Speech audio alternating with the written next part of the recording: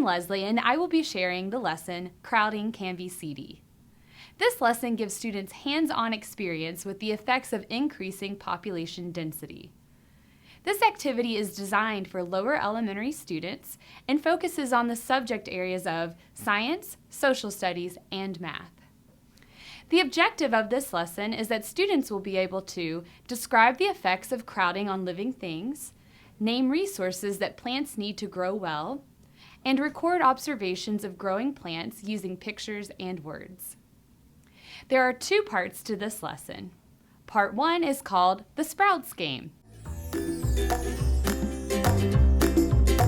In Part 1, you will need yarn. Just tie the yarn and lay it on the ground in a circle. This will represent a flower pot. I also like to have the words of the poem as a reference for students. This is a good idea for early readers. We now have our flower pot and we have our poem. All we need now is our seed. To begin the lesson, ask the students to volunteer to play the role of a seed. Then ask them to squat or duck down to pretend to be the seed that has not yet grown. Use the following rhyme to signal the seed to start growing. The sun shines, the wind blows, the rain falls, and the little seed grows. Now ask your student, do you have enough soil and room for your roots? Do you have enough space for your leaves?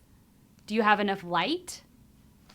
Now, let's plant more seeds in the same area and repeat the growth process. One important note is to be proactive and remind students to try not to touch each other during this activity. The sun shines, the wind blows, the rain falls, and the little seed grows. As you can see, those flowers are starting to look a bit crowded. Here are some discussion questions you can ask your students. What happened to some of the seeds? Some students might answer that the seeds became more crowded and had less space to spread their roots and leaves. You can also ask, how did it feel when you did not have enough room? Other discussion questions can be found in the lesson plan. Part 2 is called Gardening Growth, and this is a gardening lab. In this part of the lesson, you will distribute radish seeds to students to plant, and then the students will observe what happens when you plant one seed in a container, when you plant 2 seeds in a container, and when you plant 3 seeds in a container. Be sure that all plants receive the same amount of water and sunlight to eliminate multiple variables from the experiment. Students will observe and record their observations every 5 days for about a month. Depending on the age of your students, you can modify this lesson in the following ways. Kindergartners can record their observations by counting the leaves on the plant and draw a picture of what they see. First graders can use informal units to measure the plant and also draw a picture.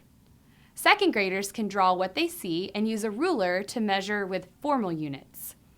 The provided student worksheet has a place for students to draw and record their measurements of their plants starting from day 5 all the way to day 30.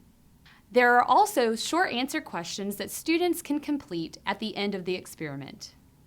You can find great discussion questions to ask your students to wrap up this experiment.